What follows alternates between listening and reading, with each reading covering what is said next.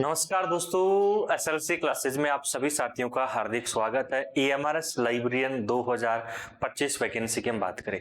आप सभी को पता है फेज 2 में साथियों लाइब्रेरियन की जो है बहुत जल्द आपको वैकेंसी मिलेगी और ये वैकेंसी लगभग साथियों 300 प्लस रहेगी फेज 2 में।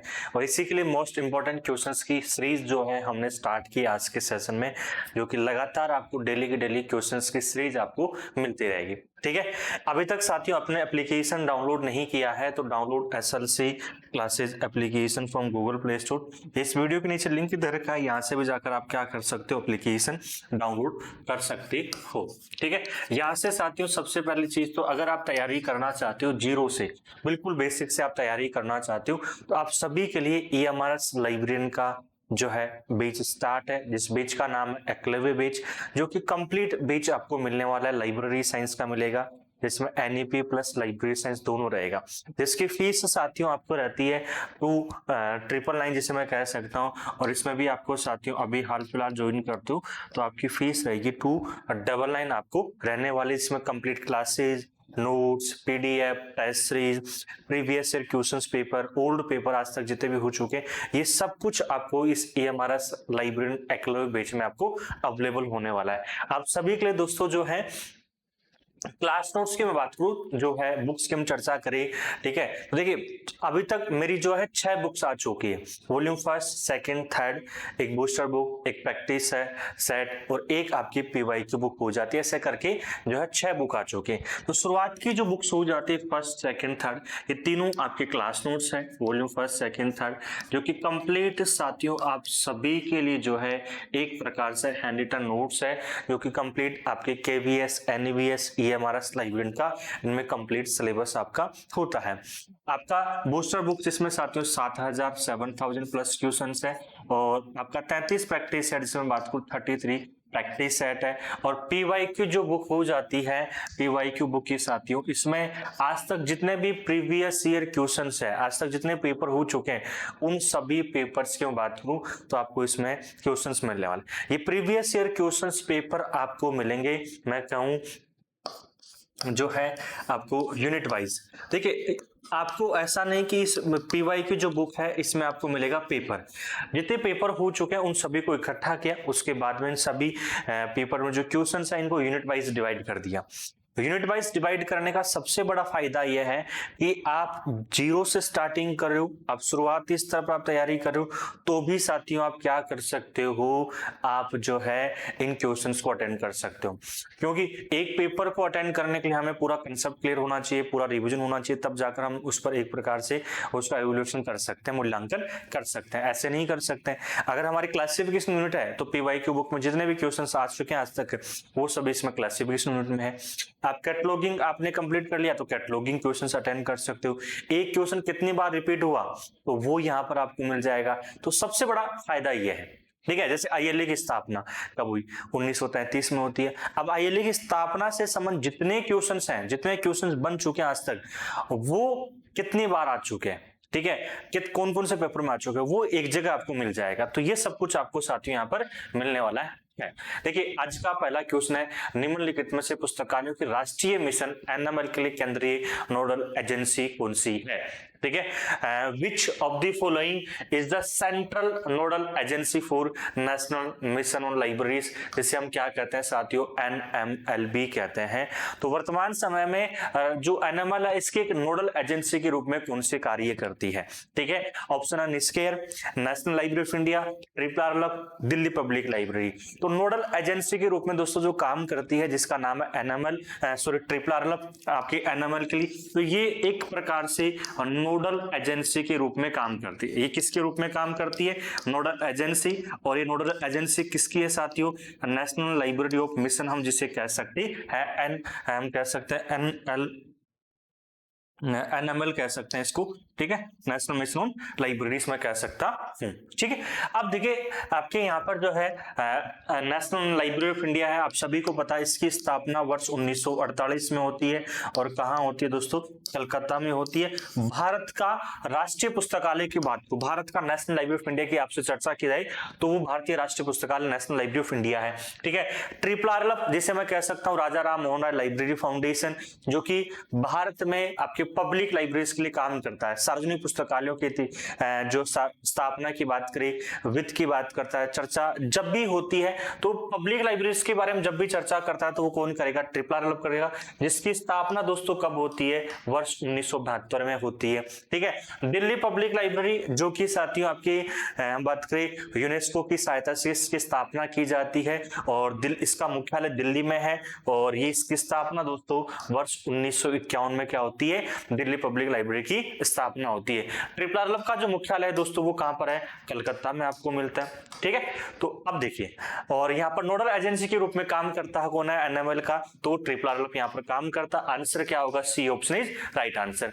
अगर हम चर्चा करें इसी की साथियों बात करें तो भारत सरकार के संस्कृति मंत्रालय की एक पहल, ठीक है, एनएमएल जो है नेशनल मिशन ऑन लाइब्रेरीज की हम बात करें, ये पहल जो है ये किसकी पहल है? भारत सरकार के संस्कृति मंत्रालय की एक पहल है। लेकिन इसके सुझाव जो है एनएमएल का हम बात करें, नेशनल मिशन ऑन लाइब्रेरीज का सुझाव जो दिया जाता है वो दिया जाता है राष्ट्रीय ज्ञान आयोग के द्वारा, जो कि सैम पित्रोदा की अध्यक्षता में जो गठित किया जाता है राष्ट्रीय ज्ञान आयोग। तो इन्हीं के सहयोग से जो है या इन्हीं के जो सुझाव से आपके नेशनल मिशन ऑन लाइब्रेरीज स्थापित किया जाता है। लेकिन संस्था कौन सी है? तो भारत सरकार के संस्कृति मंत्रालय की पहल है। National mission on libraries India पाठकों को पुस्तकें और पहुंचाने सूचनाओं तक पहुंच प्रदान करने के लिए भारत भर में लगभग 9000 पुस्तकालयों को आधुनिक बनाने और डिजिटल रूप में जोड़ने का काम करती है। ठीक है, 9000 पुस्तकालयों को आधुनिक बनाने और डिजिटल रूप से जोड़ने का काम करती है। कौन करती है साथियों? एनएमएल करती है। इस परियोजना की लागत लगभग 1000 करोड़ रुपए है। ये जो परियोजना है, इस परियोजना की जो लागत आपको मिलेगी जो एनएमएल को स्टार्ट करने में, वो 1000 करोड़ है, जिसमें आपको भारत में जितने भी सार्वजनिक पुस्तकालय उसकी स्थापना करना, उनको डेवलपमेंट करना, उनका जीर्णोद्धार करवाना, ये सब काम आपके एनएमएल के अंतर्गत किया जाएगा। इस योजना को 28 नवंबर 2013 को मंजूरी देगी, जो कि वेरी इंपॉर्टेंट है। और भारत के राष्ट्रपति प्रणब मुखर्जी ने 2014 में राष्ट्रपति भवन में नेशनल मिशन ऑन लाइब्रेरीज का क्या किया? शुभारंभ किया था। तो इसका शुभारंभ करने वाले कौन है? आपके प्रणब मुखर्जी हो जाते हैं। 2014 में राष्ट्रपति भवन में साथियों इसका नेशनल मिशन ऑन लाइब्रेरीज का शुभारंभ किया था। ठीक है, तो पहला क्वेश्चन आपका साथियों बिल्कुल बेसिक से मैंने एक एक चीज कंसेप्ट वाइज आपको क्लियर करवा दिया। अगला क्वेश्चन देखिए, अगला क्वेश्चन क्या है? Doctor SR. रंगनाथन की 5 लॉज ऑफ लाइब्रेरी साइंस का प्रथम प्रकाशन कौन था? साथ के साथ में कमेंट्स बॉक्स में आप आंसर देते रहना है। ठीक है, और जो भी आपके सवाल जवाब रहते हैं, जब भी नेक्स्ट क्लास लेकर आऊंगा उस नेक्स्ट क्लास में आपके जितने भी आपके सवाल बनते हैं, जो भी क्वेश्चन संबंध, वो नेक्स्ट क्लास में लेकर आऊंगा जरूर। ठीक है, ऐसा नहीं है कि सोचना नहीं है कि सर क्वेश्चंस का क्या, तो क्वेश्चंस नेक्स्ट क्लास में आपके लिए लेकर आने वाला हूं। Doctor SR. रंगनाथन के 5 लॉज ऑफ लाइब्रेरी साइंस का प्रथम प्रकाशक कौन था? Doctor SR. Ranganathan, who was the first publisher of doctor SR. Ranganathan 5 laws of library science. तो देखिए, पहली चीज तो जो डॉक्टर एस.आर. रंगनाथन है ना, डॉक्टर एस.आर. रंगनाथन है, इनकी हम चर्चा करें तो ये साथियों डॉक्टर एस.आर. रंगनाथन भारत में पुस्तकालय विज्ञान के जनक की हम बात करें, ठीक है, पुस्तकालय विज्ञान के जनक, library father of library science in India, तो डॉक्टर एस.आर. रंगनाथन। जितने भारत में जितने पुस्तकालयों की चर्चा करते हैं, भारत में जितने भी आपकी एक प्रकार से शुरुआती स्तर पर जो पब्लिक लाइब्रेरीज का डेवलपमेंट होता है, स्थापना की बात करता है, अधिनियम की बात करता है, तो वो विद्वान कौन है? Doctor SR. Ranganathan. Doctor SR. Ranganathan को दोस्तों प्रिंस अमंग द लाइब्रेरियन, पुस्तकालयों के राजकुमार भी कहते हैं। ठीक है, तो डॉक्टर एस.आर. रंगनाथन की जो फर्स्ट बुक है, ठीक है, तो फर्स्ट बुक कौन सी है? तो वो फर्स्ट बुक है साथियों 5 लॉज ऑफ लाइब्रेरी साइंस। कौन सी है? 5 लॉज ऑफ लाइब्रेरी साइंस। ठीक है, तो ये इनके डॉक्टर एस.आर. रंगनाथन की फर्स्ट बुक है, जिसका प्रकाशन दोस्तों वर्ष 1931 में होता है। जिसका प्रकाशन कब होता है? वर्ष 1931 में। अब इसका प्रकाशन किसके द्वारा किया था, यही तो पूछ रहा है कि who was the first publisher of doctor SR. Ranganathan 5 laws of library science. तो Thomson, Edward Goldston, Asia publishing house, Oxford. तो भैया फर्स्ट जो है वो कौन है? एडवर्ड गोल्डस्टन है। कौन है? एडवर्ड गोल्डस्टन। देखिए, इनकी जो पुस्तक है ना, वो पुस्तक साथियों एडवर्ड गोल्डस्टन जो है इनके द्वारा साथियों प्रकाशन की जाती है। और ये एडवर्ड गोल्डस्टन जो पब्लिशिंग हाउस है, ये कहाँ से है साथियों, आपकी लंदन में कह सकता हूँ। तो इनकी जो पहली पुस्तक है डॉक्टर एस.आर. रंगानाथन की, वो पहली पुस्तक दोस्तों कहाँ से प्रकाशन होती है, लंदन से प्रकाशन होती है। तो पहली चीज तो आपको ये ध्यान रखना है, कहां से प्रकाशन हो रही है, लंदन से हो रही है। अगर एडवर्ड गोल्डस्टोन ऑप्शन में नहीं आए तो सर हमने तो माला पढ़ा है, हमने तो क्या पढ़ा है, ऑप्शन में जितने भी एग्जाम हुए हैं उनमें माला पढ़ा है कि सर माला, मद्रास लाइब्रेरी एसोसिएशन। बिल्कुल दोस्तों, माला भी सही है आपका। ठीक है, ये क्वेश्चन दोस्तों केवीएस 2023 के पेपर में पूछा चुका है। ठीक है, वास्तविकता की हम चर्चा करें, जो फाइलोज ऑफ लाइब्रेरी साइंस है, जो पुस्तक 1931 प्रकाशन होती है, तो उसका प्रकाशनकर्ता जो है ना, प्रकाशक कौन है, वो है एडवर्ड गोल्डस्टोन, जो कि लंदन से प्रकाशन होती है। इसको जो है एक प्रकार से हम कह सकते हैं, जो इस पुस्तक को पब्लिश करवाने में सबसे बड़ा सहयोग रहा है, जो वित्त पोषित किया है, वो माला किया है। इस वजह से हम माला को याद करते हैं। तो अगर दोनों ऑप्शन में आ जाए साथियों तो हमें एडवर्ड गोल्डस्टोन करना है, अगर दोनों ऑप्शन में नहीं आए तो माला आ जाए तो फिर हमें माला करना है। ठीक है, ये चीज आपको ध्यान रखना है। नेक्स्ट क्वेश्चन देखिए, बहुत बेहतरीन क्वेश्चन है, बहुत ही बेहतरीन मैं यहाँ पर साथियों क्वेश्चंस करवा रहा हूँ। ये हमारा लाइब्रेरियन जो है फेज 2 में जो वैकेंसी आने वाली है, इस वैकेंसी के लिए हम जो तैयारी कर रहे हैं, जो आपका सपना है, जो आपके माँ बाप का सपना है, जो बापू का सपना है, उस बापू के सपने को साथियों पूरा करेंगे। लेकिन सपना देखना एक अलग चीज होती है। ठीक है, सपने हर कोई व्यक्ति देखता है, हर मिनट में सपना देखते हैं, हर दिन सपना देखते हैं, लेकिन सपने पूरे थोड़ी होते हैं। जो सबसे पहले तो साथियों लड़ना होता है अपने खुद से। ठीक है, अपने आप से लड़ना होता है। जो खुद में जो आलसीपन भरा है ना, जो खुद में जो है गलतियां हैं, जो आलसीपन भरा है, उससे लड़ना होता है। ठीक है, तो पहले उससे लड़ू, तब जाकर साथियों हम क्या कर पाएंगे, तैयारी कर पाएंगे। ठीक है, दूसरा बापू का सपना है ही, तो माँ बाप का सपना पूरा करने के लिए भैया कम से कम 6-7 महीने तो आपको देना ही देना होगा।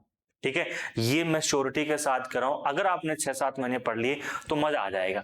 किस वर्ष है ना अरुणाचल प्रदेश सार्वजनिक पुस्तकालय अधिनियम को अधिनियमित किया गया है?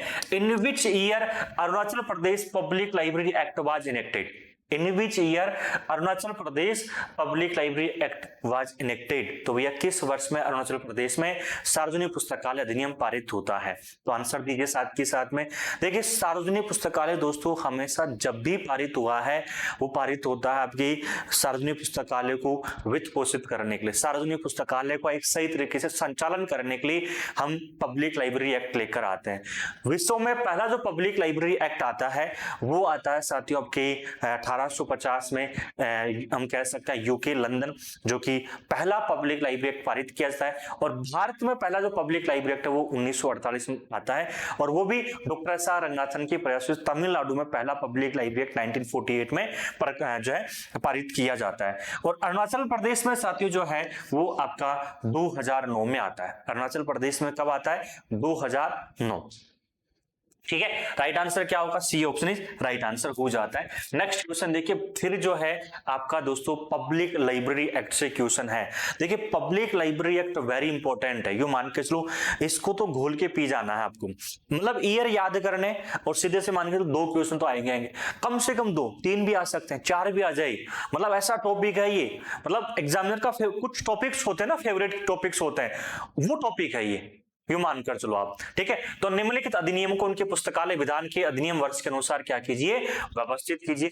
जल्दी से व्यवस्थित कर दो और बता दो भाई क्या से क्या व्यवस्थित करना है। ठीक है, छत्तीसगढ़ साथियों कब आता है? ठीक है, देखिए छत्तीसगढ़ एक तो हमारे पास है, और एक साथियों गुजरात है, मिजोरम है, बिहार सार्वजनिक पुस्तकालय अधिनियम है। तो समय में सार्वजनिक पुस्तकालय अधिनियम पारित हो चुका है। छत्तीसगढ़ में साथियों आपका होता है 2008 में, गुजरात में साथियों 2001 में, जो कि हम बात करें साथियों, और इसके अलावा साथियों फिर आता है मिजोरम, तो मिजोरम में 1993 हो जाता है, और बिहार में भी साथियों क्या आता है? 2008 में आता है। अब सबसे बड़ा सवाल यहाँ पर यह है कि दोनों साथियों क्या हो गए यहाँ पर आपके सेम ईयर आ रहे हैं सर, छत्तीसगढ़ में 2008 है और बिहार में भी क्या 2008 है। तो अब जो है थोड़ा सा आप ईयर तो याद करने ही करने हैं दोस्तों, साथ के साथ में आपको जो है डेट्स भी याद करनी है। अगर आपको डेट याद होगी ना तो फिर एग्जामिनर से केवीएस में क्वेश्चन पूछा गया है ये, ठीक है, यूजीसी नेट में इस टाइप से क्वेश्चन पूछा चुका है, तो फिर आपको क्या करना है, डेट याद होगी, फिर एग्जामिनर किसी प्रकार से पूछे। छत्तीसगढ़ में जो पब्लिक लाइब्रेरी एक्ट लागू होता है ये साथियों 10 सितंबर को लागू होता है। छत्तीसगढ़ में कब होता है, 10 सितंबर को। और जो बिहार में है ना, बिहार जो पब्लिक लाइब्रेरी एक्ट है ना, ये बिहार पब्लिक लाइब्रेरी एक्ट कब आता है, तो बिहार पब्लिक लाइब्रेरी एक्ट की मैं चर्चा करूं तो ये साथियों आपके 23 अप्रैल को आता है। अब आप आराम से क्या कर सकते हो, इसको एक प्रकार से आप बता सकते हो कि 10 सितंबर को इधर आ गया, 23 अप्रैल को इधर आ गया, तो हम आराम से क्या कर सकते हैं, इसमें अरेंजमेंट कर सकते हैं। तो सबसे पहले कौन सा था, मिजोरम। तो मिजोरम कब हुआ, आपकी पब्लिक लाइब्रेरी एक्ट यहाँ पर पारित होता है। आप बोलोगे सर 1993 1993, तो देखो अब यहाँ पर दो ऑप्शन में आ रहा है, इसमें भी आ रहा है, इसमें भी आ रहा है। इसके बाद में साथियों 1993 के बाद 2001 गुजरात, तो भैया गुजरात इसमें आ रहा है, ठीक है। उसके बाद देखो भैया आपके पास दो ऑप्शन बचे हैं, एक छत्तीसगढ़ वाला है, एक बिहार वाला है। तो बिहार 23 अप्रैल आ जाएगा, ठीक है, हम बात करें, और इसके बाद 10 सितंबर को क्या छत्तीसगढ़ में आ जाता है। तो आंसर क्या होगा, B option is right answer हो जाता है। आंसर क्या होने वाला है, B option is right answer. तो जिन जिन साथियों का ऑप्शन नंबर बी आ रहा है उन सभी साथियों का B option is right answer. देखिए नेक्स्ट क्वेश्चन की ओर चर्चा करते हैं। अगला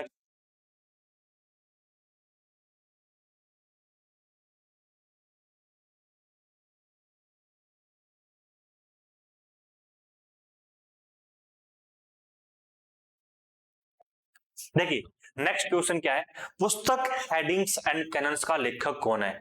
देखिए एक व्यक्ति जो है बहुत इंपॉर्टेंट है, और इस व्यक्ति के बारे में जब भी देखो कोई भी किसी प्रकार का एग्जाम हो रहा है तो कहीं ना कहीं इस व्यक्ति के बारे में चर्चाएं की जाती है, ठीक है। और मैं हर पेपर में, हर एग्जाम में, हर क्लास में, जब भी कोई क्लास होती है स्टार्टिंग करता हूँ पढ़ाना, तब मैं इस व्यक्ति के बारे में जरूर चर्चा करता हूँ और लास्ट तक इस व्यक्ति के बारे में चर्चा करते हुए चलते हैं। तो आप सभी को आइडिया लग गया होगा कि पुस्तक हेडिंग एंड कैनन्स के लेखक कौन है, और इस पुस्तक के लेखक कौन है दोस्तों, डॉक्टर एस.आर. रंगनाथन है। कौन है, डॉक्टर एस.आर. रंगनाथन, ठीक है। Doctor SR. रंगनाथन के द्वारा दोस्तों एक पुस्तक लिखी जाती है और इस पुस्तक का नाम है हेडिंग्स एंड कैनन्स। बहुत फेमस पुस्तक है डॉक्टर एस.आर. रंगनाथन की, ये बहुत क्या है, फेमस पुस्तक है। और ये पुस्तक आपके 1955 में लिखी जाती है, तब डॉक्टर एस.आर. रंगनाथन के द्वारा। ओके है नहीं, यहाँ पर दो व्यक्ति और है, अगर हम ऑप्शन पर चले तो एक व्यक्ति है बी.एस. केशवन। भारत में ग्रंथ सूची के जनक की हम बात करें, भारत में ग्रंथ सूची के जनक, तो ग्रंथ सूची के जनक कौन है भैया, तो भारत में ग्रंथ सूची के जनक है बी.एस. केशवन। भारत में नेशनल लाइब्रेरी ऑफ इंडिया जो है भारत का राष्ट्रीय पुस्तकालय, उसका फर्स्ट लाइब्रेरियन कौन है, बी.एस. केशवन। जो आईएनबी है, इंडियन नेशनल बिब्लियोग्राफी, इसके जनक कौन है, बी.एस. केशवन। इसको प्रारंभ करता कौन है, बी.एस. केशवन। और इनको साथियों पद्मश्री अवार्ड भी दिया गया है। इनको क्या दिया गया है, पद्मश्री अवार्ड। और ये पद्मश्री जो अवार्ड साथियों इनको दिया गया है वो कब दिया गया है, वर्ष 1960 में। एक आ रहा है कृष्ण कुमार, ठीक है, और एक डॉक्टर एस.आर. रंगनाथन है, इनके बारे में चर्चा कर ली। इनको पद्मश्री जो पुरस्कार दिया गया है डॉक्टर एस.आर. रंगनाथन को, ये साथियों वर्ष 1957 में। तो भारत में जो पहला पद्मश्री अवार्ड है, फर्स्ट हम बात करें तो पहला जो पद्मश्री पुरस्कार है वो दोस्तों किसको दिया जाता है, डॉक्टर एस.आर.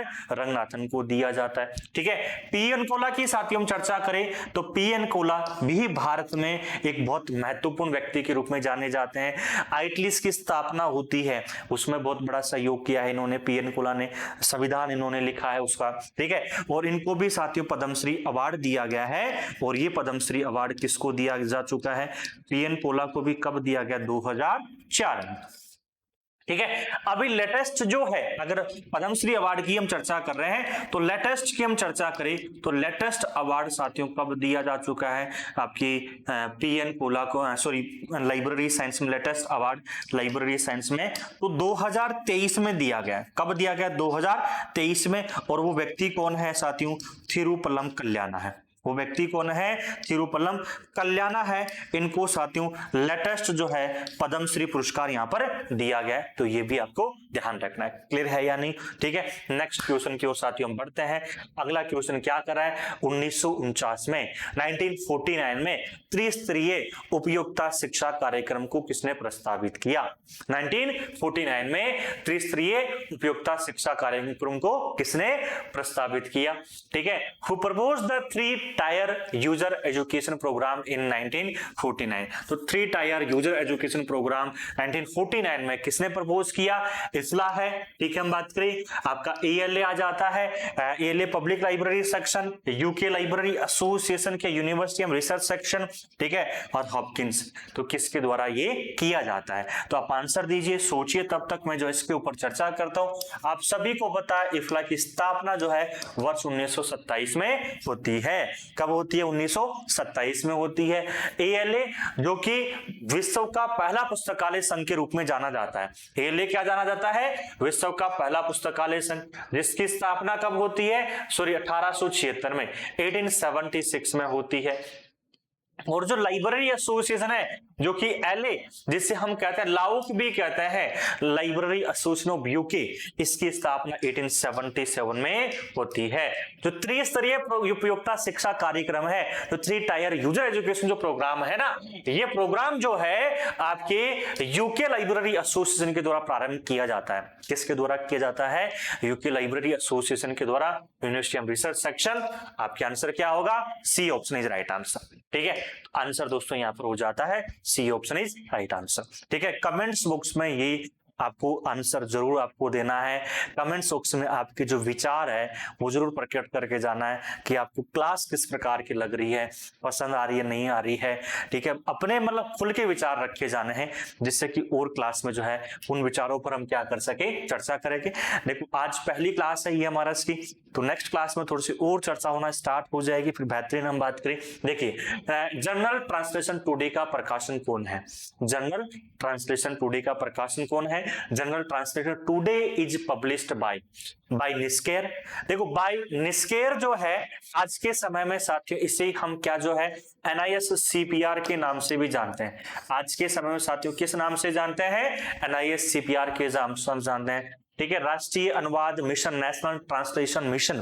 ठीक है, जो कि हम बात करें जो डॉक्यूमेंट्स होते हैं जो अलग अलग भाषाओं में प्रकाशित होते हैं उनको एक भाषा में कन्वर्ट करना, जो है जैसे कोई तमिल में है या कोई रशियन भाषा में, इटालियन भाषा में, उसको इंग्लिश भाषा में, हिंदी भाषा में, तो नेशनल ट्रांसलेशन मिशन का ये वर्क हो जाता है। ठीक है, तो जनरल ट्रांसलेशन टुडे जो प्रकाशन है वो किसका है? आपकी हम बात के नेशनल ट्रांसलेशन मिशन का है। आंसर दोस्तों जो करेक्ट होगा वो आंसर क्या होगा? बी ऑप्शन राइट आंसर हो जाता है। तो जिन जिन साथियों का ऑप्शन नंबर बी आ रहा है उन सभी साथियों का यहाँ पर B option is right answer हो जाता है। इन्फोनेट भारत का पुस्तकालय नेटवर्क के रूप में जाना जाता है, लाइब्रेरी नेटवर्क के रूप में जाना जाता है इन्फोनेट, जिसे मैं कह सकता हूं फर्स्ट यूनिवर्सिटी लाइब्रेरी नेटवर्क। तो फर्स्ट यूनिवर्सिटी जो लाइब्रेरी नेटवर्क है वो कौन सा है? इन्फोनेट है। वैज्ञानिक तथा तकनीकी शब्दावली आयोग, commission for scientific and technical terminology, तो ये है नहीं। तो यहाँ इसकी स्थापना जो होती है इन्फोनेट की वो होती है वर्ष 1991। तो राइट आंसर क्या होगा? B option is right answer हो जाता है। बहुत ही शानदार क्वेश्चन पूछा गया, बौद्धिक संपदा अधिकारों से पूछा गया। एयर इंडिया का महाराजा, एयर इंडिया का महाराजा किसका प्रतीक है? What does Maharaja of Air India symbolise? KVS 2023 की शिफ्ट फर्स्ट के पेपर में ये क्वेश्चन आपसे पूछा जा चुका है। कॉपीराइट से संबंध रखता है। देखिए कॉपीराइट जो है आपके लेखक की रचनाओं की सुरक्षा करता है, लेखक की भावना को जो है प्रयुक्त करता है कॉपीराइट। जैसे मेरे द्वारा कोई पुस्तक लिखी गई है तो मैंने जो पुस्तक लिखी है तो वो पुस्तक किसके अंतर्गत आएगी दोस्तों? वो कॉपीराइट के अंतर्गत आएगी। स्टैंडर्ड मानक जो है, कोई भी विषय वस्तु हम तैयार कर रहे हैं तो उसके लिए मानक बताता है कि इस मानक के अंतर्गत तैयार होनी चाहिए। जैसे मार्कर है तो अगर मार्कर की हम बात करें ये भी किसी ना किसी मानक के अंतर्गत तैयार किया गया। कीबोर्ड है तो इसका भी कोई ना कोई स्टैंडर्ड होगा। पैटेंट जो है, पैटेंट की बात करें, भारत में जो कॉपीराइट एक्ट आता है वर्ष 1957 में आता है। स्टैंडर्ड अलग अलग क्षेत्र में चलते ही है। पैटेंट जो है भारत में वर्ष 1970 में पारित किया जाता है। देखिए पैटेंट की हम चर्चा करें, पैटेंट जिसे कह सकते हैं नए आविष्कारों के लिए, जब भी कोई नया आविष्कार होता है, जब भी दोस्तों कोई नया इन्वेंशन होता है, तो नए आविष्कारों के लिए पेटेंट किया जाता है, पेटेंट दिया जाता है। ठीक है, जैसे कोई मैंने आविष्कार किया, जैसे मैंने कोई इन्वेंशन कर दिया भैया, ठीक है, पेट्रोल का झंझट ही खत्म कर दिया मैंने, है ना। और झंझट क्या किया कि ऐसी बाइक तैयार कर दी जो पानी से चल रही है भैया, ठीक है। तो ये इन्वेंशन हो गया, तो सबसे पहले जाऊंगा पेटेंट वालों के पास कि भैया, जो नागपुर में इनका मैन हेडक्वार्टर है, कि मैंने ये इन्वेंशन किया, इसको बौद्धिक संपदा अधिकारों के अंदर सुरक्षित करना है, इसको अधिकार दो कि भैया इसका कोई दुरुपयोग ना करे।